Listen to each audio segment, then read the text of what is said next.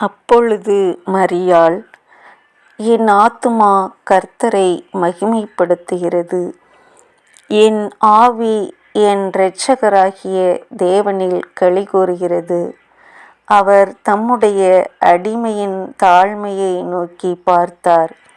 இதோ, இது முதல் எல்லா சந்ததிகளும் என்னை பாக்கியவதி என்பார்கள். வல்லமையுடையவர் மகிமையானவைகளை எனக்கு செய்தார். அவருடைய நாமம் பரிசுத்தமுள்ளது. அவருடைய இரக்கம் அவருக்கு பயந்திருக்கிறவர்களுக்கு தலைமுறை தலைமுறைக்கும் உள்ளது. தம்முடைய புயத்தினாலே பராக்கிரமம் செய்தார். இருதய சிந்தையில் அகந்தையுள்ளவர்களை சிதறடித்தார். பலவான்களை ஆசனங்களிலிருந்து தள்ளி தாழ்மையானவர்களை உயர்த்தினார்.